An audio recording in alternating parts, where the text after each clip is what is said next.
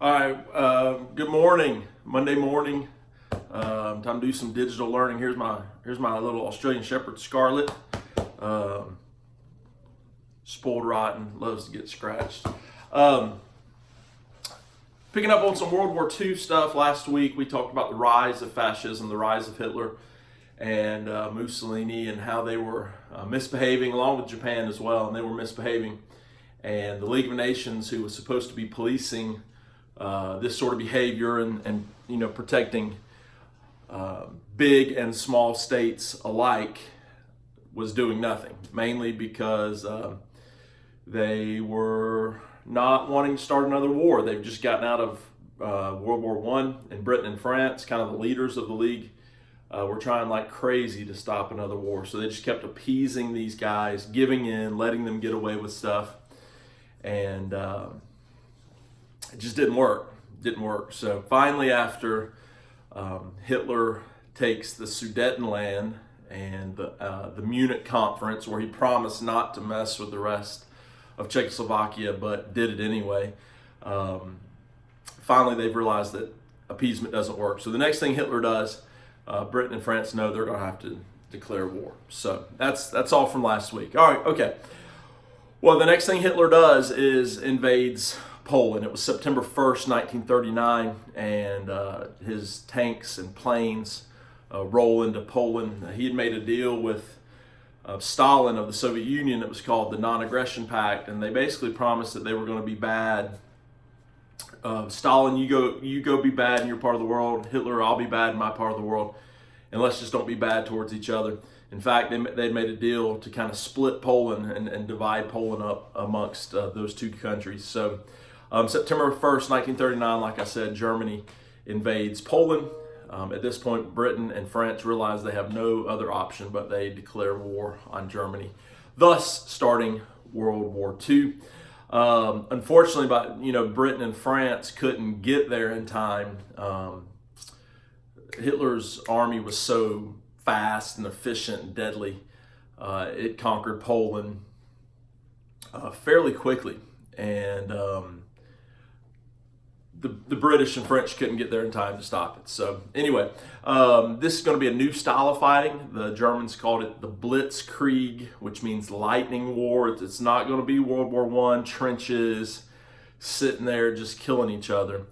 Blitzkrieg, lightning war. It's going to be a faster war. We got new technology like faster planes, more effective planes, tanks. It's just going to be a really fast, hard-hitting war. And that's how it became known as the Blitzkrieg. So that's how it started, with the German invasion of Poland. Like I said, Stalin also is starting to misbehave some. He starts attacking country. He starts attacking Poland as well from the other direction, but he also is going to attack the countries of Lithuania and Latvia and Estonia and even Finland.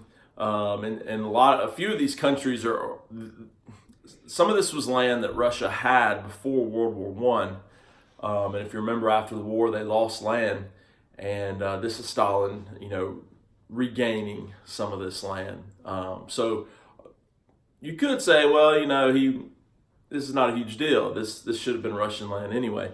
But on the other hand, if you're Latvian or Lithuanian or Finnish from Finland, you are not happy that Stalin is doing this to you. So Hitler is being bad by invading Poland. Stalin is also being bad by invading those countries as well. All right, so up here on the board behind me, I have some of the dates where these first battles, took place. September 1st, 1939 is when World War II started with the invasion of Poland.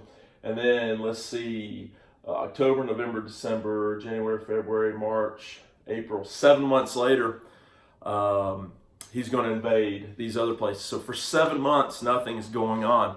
The British and French, they're lined up basically on the old Western Front from World War One, and they're waiting for the German attack of France, just like again World War One. And they're sitting there for days and weeks and months, and nothing happens. And you had German soldiers just sitting there staring at French and British soldiers and vice versa. And the German soldiers started jokingly referring to it as the Sitzkrieg, or the sitting war. Really weird and odd, but I guess Hitler this was all part of his plan, I guess, to catch the Allied powers off guard. So that Sitzkrieg, or sitting war, ended 7 months later in April, when he actually doesn't come right after France. He actually goes to Denmark and Norway, and will invade those two countries. I know what you're thinking. Those are like real powerhouses, right?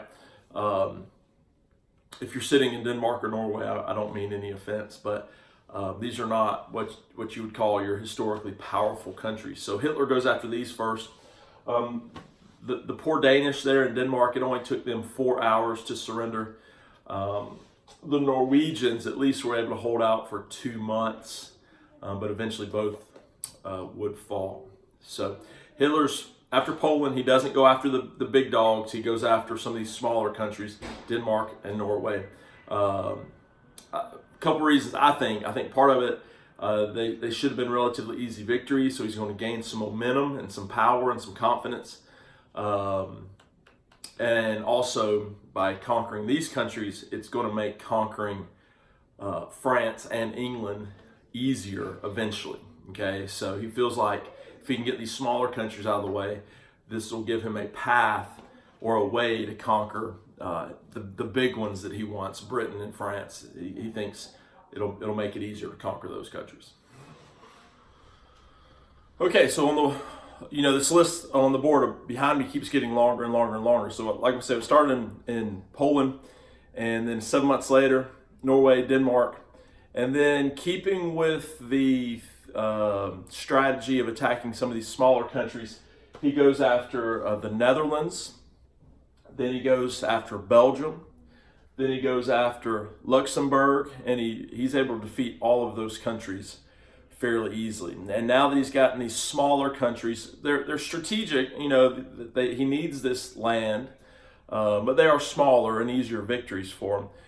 He's going to go after the big boys, the ones he really wants, and those two are going to be France and Britain. So the next one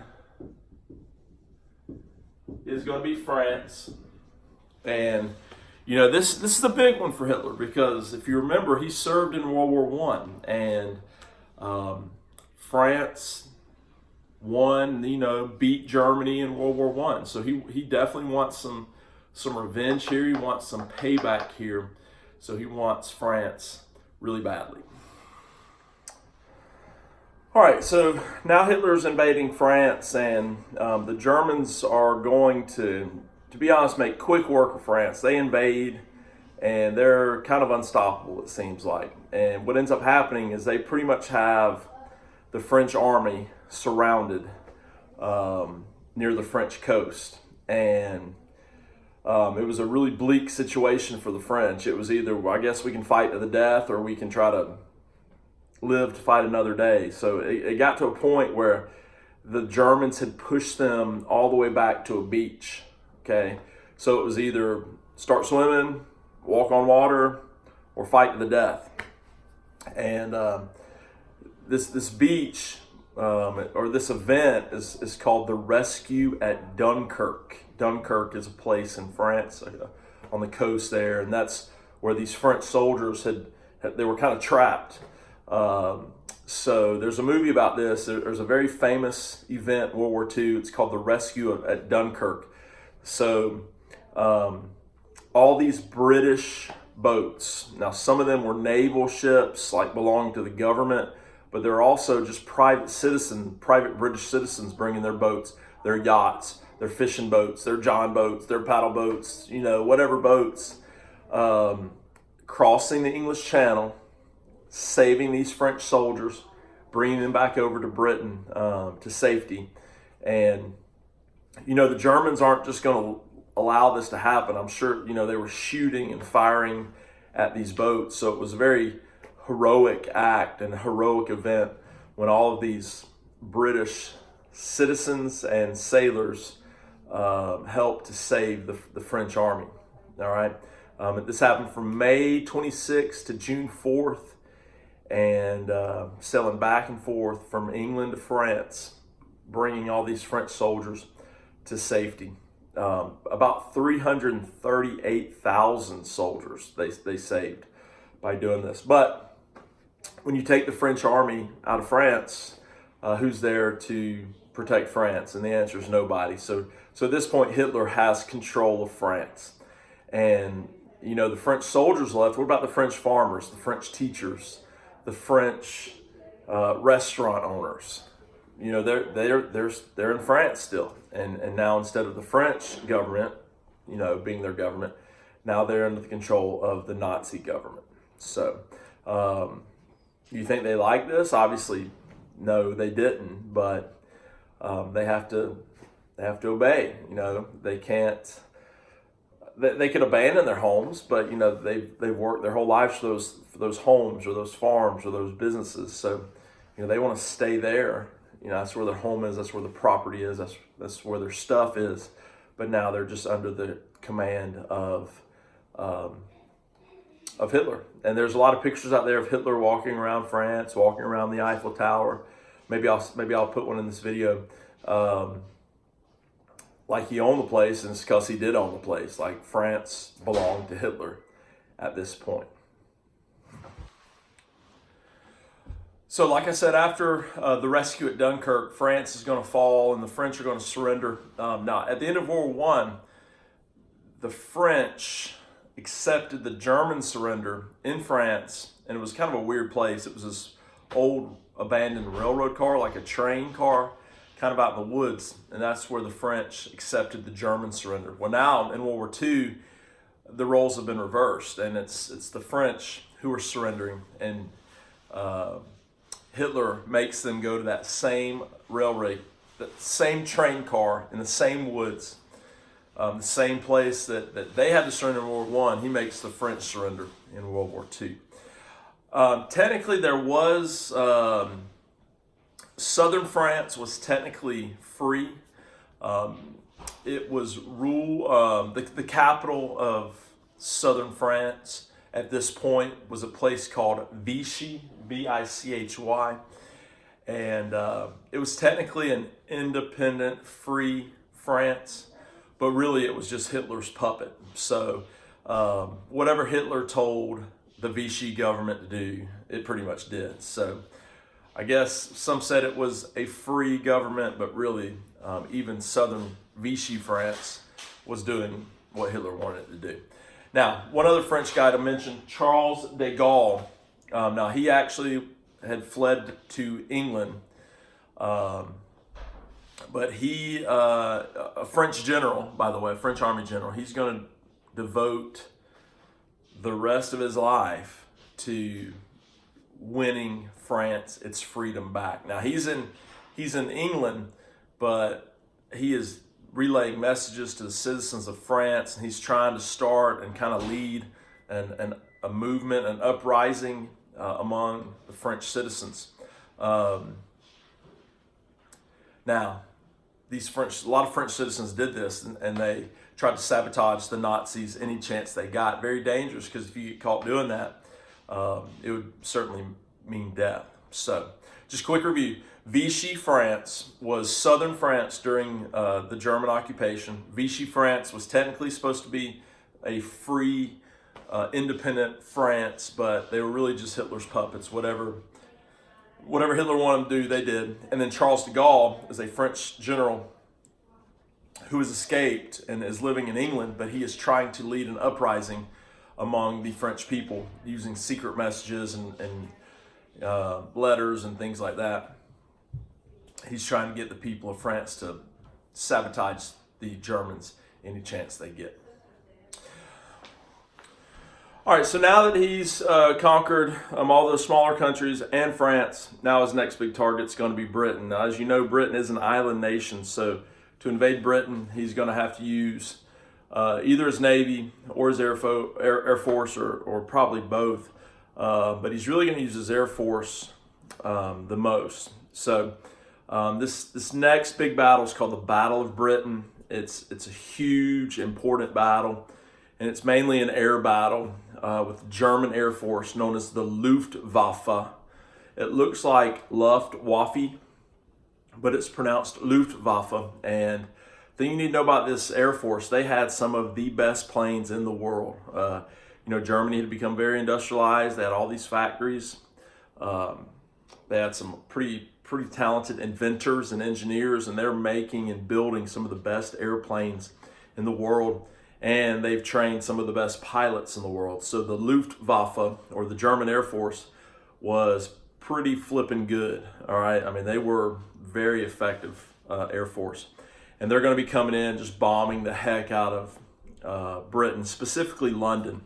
All right, now England or Britain has a new prime minister. The other guy, Neville Chamberlain, the great appeaser, the one that just kept giving in to Hitler, he's gone. Okay, and they've got like a polar opposite guy now named Winston Churchill. You've probably heard of him. He's pretty famous guy, and where Neville sort of like let Hitler walk all over him, Winston Churchill is going to stand up and not, like I said, total opposite. He's going to fight back. So he gives this pretty famous speech right here in Parliament. This is a movie clip from a movie about Winston Churchill. This is not actually Winston Churchill. It's an actor portraying Winston Churchill, but this is one of his most famous speeches, which was given to Parliament.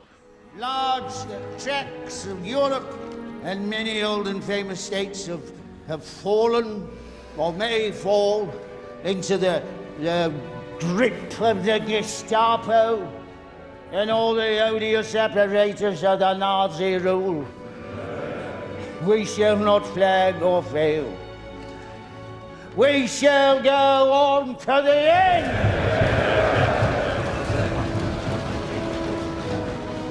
We shall fight in France. We shall fight on the seas and oceans. We shall fight with growing confidence and growing strength in the air. We shall defend our island, whatever the cost may be. We shall fight on the beaches. We shall fight on the landing grounds. We shall fight in the fields and in the streets. We shall fight in the hills. We shall never surrender! So I love that part. We shall fight on the beaches. We shall fight on the landing grounds. We shall never surrender. So it's a motivational speech to the people of Britain. This is going to be awful. This is going to be the worst, but we can't surrender. We've got to fight. We've got to fight. We got to fight. So just a great speech and a great leader. Well, it was going to be awful, this Battle of Britain. Like I said, they're bombing, the Luftwaffe is bombing Britain, specifically London and British cities. And, imagine if you're sitting there and you hear the bomb sirens go off. A bomb could land on your roof at any time. Imagine how terrifying that must have been. Here in Georgia, we have severe weather occasionally. On Easter Sunday we had severe weather, and it's a little bit unnerving when you have these tornado watches and tornado warnings and you're wondering if it's coming for your house. But a bomb raid, a bomb siren must have been much, much worse, because you're literally having bombs go off all around you, and the next one could land on your bedroom. So must have been really, really, really frightening for the people of London. Here's another video clip. This is from an older movie from, I don't know if y'all might have been little kids when it came out, or maybe it came out before you were born, but it's called Narnia, from the book Lion, Witch, and the Wardrobe. This is the beginning of Narnia, where there's a German bomb run on the city of London.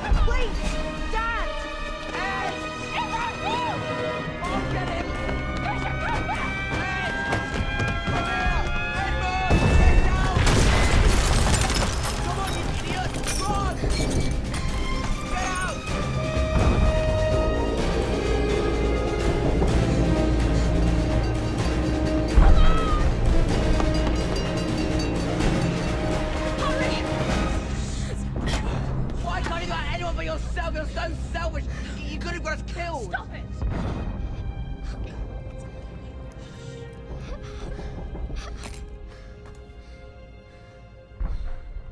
Why can't you just do as you're told?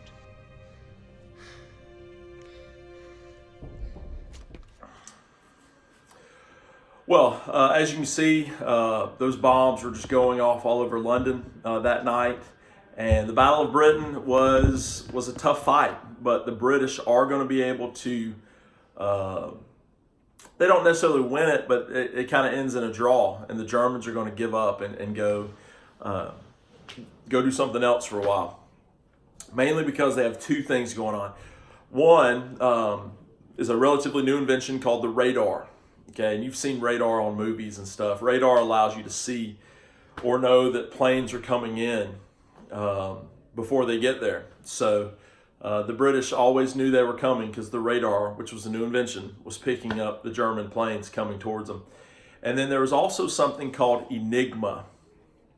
And that was something the British had, which was breaking the German, decoding German messages. So a lot of times they knew about German plans to invade even before they took off to fly over there. So Enigma, which was a German code-breaking machine, and then radar. And these two things are going to help the British fight off the Germans during the Battle of Britain. Excuse me. That is all for today. Hopefully you read carefully. Look, when I give you these reading assignments, they're not long. They're a couple pages, 2 or 3 pages. It won't take long at all to read. Hopefully you watch this video, and if you've read that and you've watched this video, you're going to be good to go, and you're going to know all you need to know about the start of World War II. So tomorrow I'll have you finish off the second half of that section, and we'll go over the second half of that section on a video, and we'll take a quiz. So hopefully you're reading carefully and watching these videos. As always, if you have any questions, don't be afraid to just shoot me an email, and I'll get back in touch with you. So hope you have a great Monday, and we will see you tomorrow.